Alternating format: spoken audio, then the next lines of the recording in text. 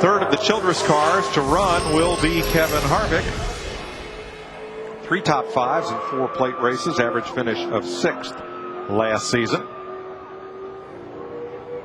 And his crew chief, Todd Berrier, joins us as Kevin gets out there. You know, Kevin's all joking around and complimentary, and then he puts the helmet on, Todd, and but once he straps down to it, he's all business, isn't he? Yeah, absolutely. You know, he's a hard charger. Most of the time, he's pretty easy going. When he gets in that car, you know, it's a whole different personality comes out. But you surely want to calm him down and not bump him up, you know. Todd, you guys were by far the fastest Richard Childress car in practice, and we've seen where all of the cars, not a total surprise, especially like Dave Blaney in the 07 car, picked up a lot from what they ran in practice. Can we look for something similar with this 2019? Well, that's what we're hoping, Larry. You know how it goes, though. It's the luck of the draw of the plate. I mean, we held a little bit back just like the rest of them. It's just all according to what happens right here. But optimistically, we ought to be able to run a pretty good number here. And, Todd, this is the car I think that y'all crashed in Daytona. And just reading the pit notes, it sounds like you basically did everything but build a new chassis and put a new body on this thing. I think the only thing that's the same maybe is the left side frame rail.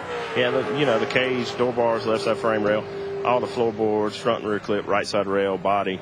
We ended up with a new chassis as well as our backup car, but we just didn't have enough time to get 2 new chassis in time to get it back out here. You know, the shop's been working 11, 12 o'clock at night the last couple of weeks trying to get these 2 cars together to get them here.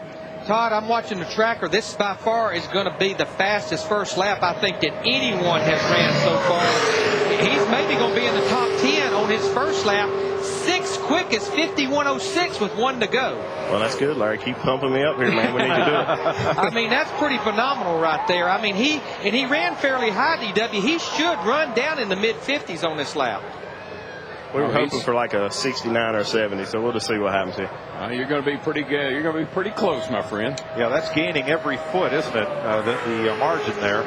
Todd, you're going off into turn 3 right now. You're almost 0.2 of a second to the good right now of Scott Riggs, so that would be roughly about a 50-60, and it's still gaining through 3 and 4, close to 0.3. It's going to be maybe a 50-50 here. There we go, Larry. That's what we're looking for. You know, the motor shop, everybody's worked really hard.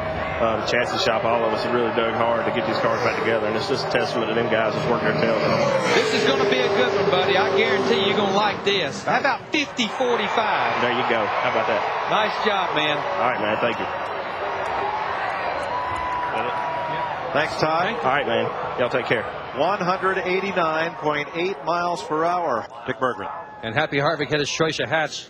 He picked this one in a touch of class for sure. This guy doesn't win a lot of poles. This is just his 3rd one. But the last time he won a pole, he won the race. That was Indianapolis 2003. How about Sunday?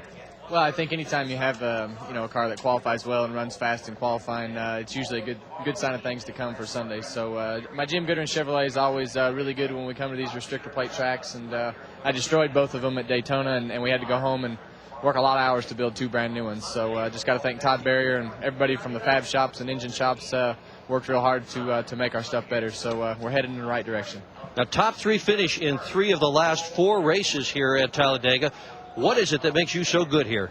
Well, I think first you have to have a good car, and the first year and a half or so, I struggled pretty bad here. Tore up a lot of race cars and didn't really know what was going on. So just experience, I think, on these big restrictor plate racetrack is probably the biggest key to learning how to draft. Just getting in the middle of it and doing it. So I've had some pretty good teachers in Richard and everybody at RCR. So it makes it a lot of fun when you have a fast car too.